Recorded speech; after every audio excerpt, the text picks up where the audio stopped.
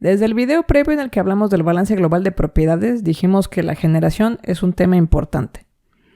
También en ese mismo video platicamos que cuando hablamos de masa estamos hablando de reacciones químicas o nucleares, aclarando que cuando decimos generación con reacciones químicas queremos decir generación de un producto o consumo de un reactante. La conservación de masa nunca se altera. Cuando estamos hablando de calor, estamos hablando de reacciones químicas que pueden ser exotérmicas o endotérmicas, fricción o el flujo de corriente eléctrica.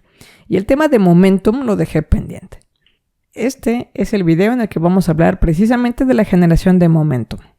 En otros puntos del curso, al inicio, cuando yo les hablaba que teníamos, por ejemplo, un par de placas paralelas donde una se movía, ese movimiento de una placa era el que generaba la cantidad de movimiento en el fluido en sí. En la práctica industrial, los fluidos en realidad típicamente no se mueven en placas paralelas. Esta es una geometría muy difícil. En realidad, por lo general, se mueven en ductos. Y se mueven en los ductos gracias a que existe una diferencia de presión entre los extremos o una diferencia de nivel, es decir, energía potencial mayor de un lado que del otro o ambos. Cuando digo que hay una diferencia de presiones, casi siempre lo que quiero decir es que hay una bomba que está empujando el fluido. Esto, la diferencia de presiones, normalmente lo describimos como gradiente de presiones.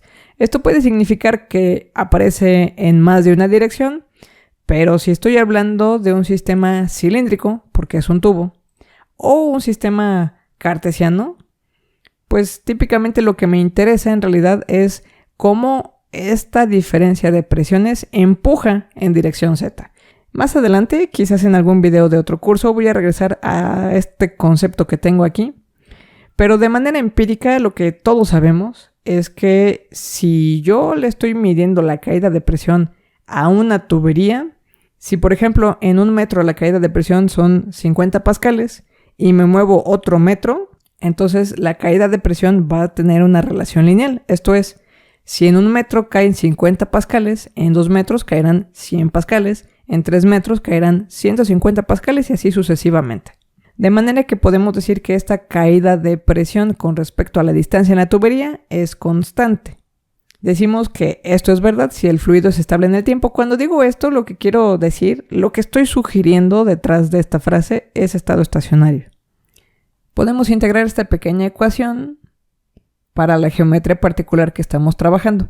Imagínense que en la posición 0 de mi tubería en dirección Z tengo una presión 1 y en la posición L tengo una presión 2. Con estos límites es muy fácil integrar y tendríamos presión 2 menos presión 1 es igual a esta constante que no le pasa nada, multiplicada por L menos 0. El 0 desaparece.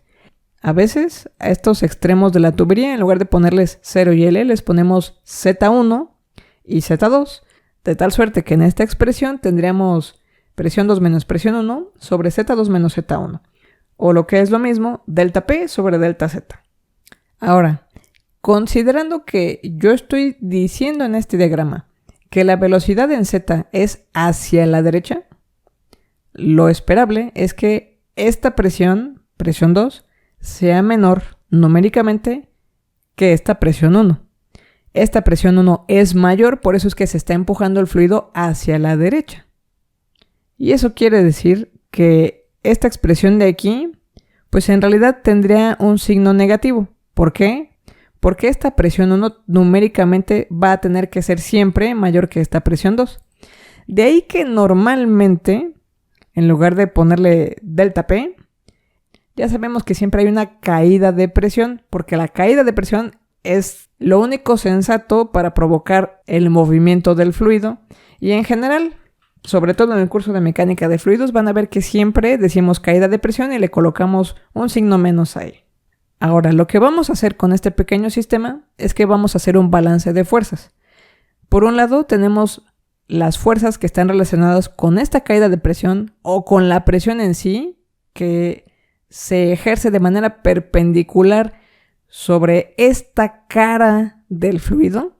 Y por el otro, vamos a tener el esfuerzo cortante, que lo he estado platicando todo el curso. El esfuerzo cortante está relacionado con cómo se transmite el movimiento de una posición a la posición vecina. Estoy pensando en que el fluido en cuestión se comporta como si fuera un conjunto de laminitas.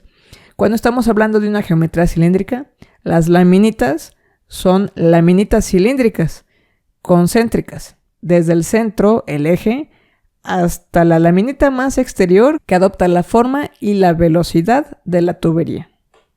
Comienzo entonces con mi expresión de presión, que como digo es fuerza sobre el área perpendicular. Esta área perpendicular tiene la forma de la tapa de este tubo.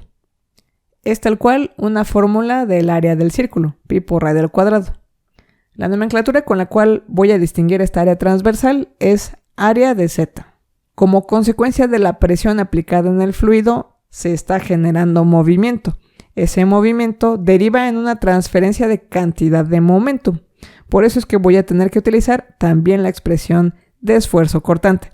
El esfuerzo cortante es la misma fórmula que la presión, como vimos al inicio del curso. La única diferencia es que esta es el área que llamamos área envolvente. En nuestro caso, le llamamos área envolvente del cilindro. ¿Qué queremos decir? Imagínate que corto en alguna sección este tubo y todo el material lo acomodo a manera de tapete. Esta área me representa el material completo que se necesita para construir el cuerpo del tubo. Esta es la que llamamos área envolvente del cilindro. Claramente tiene forma de rectángulo. Esta longitud, pues es la longitud total de la tubería, y este lado corresponde a la distancia que se necesita para cubrir todo el perímetro. Por eso es que este lado tiene tal cual la expresión del perímetro del círculo, 2pi por radio o pi por diámetro. A esta área le llamamos área radial. Lo que vamos a hacer con mis dos expresiones es que necesito que estén igualadas a fuerza. Por lo tanto, esta expresión de aquí la voy a despejar para que dé fuerza es igual a presión por área, que es esta de aquí. Voy a traerme el concepto de caída de presión para homologar todos los conceptos que estamos platicando. Y finalmente igualo esta fuerza con esta fuerza en esta ecuación de aquí. Como tal cual esta caída de presión es la que genera todo el movimiento, entonces de aquí definimos la famosa generación de momentum. El término que utilizamos para las ecuaciones que hemos estado modelando es esta generación multiplicada por volumen. Hay que recordar simplemente que esto es una generación volumétrica. Para nuestro ducto circular, el volumen pues es el área de la base, que es un círculo, por la altura, que es la longitud. Esto coincide, el área de la base, con esta área transversal o área en Z.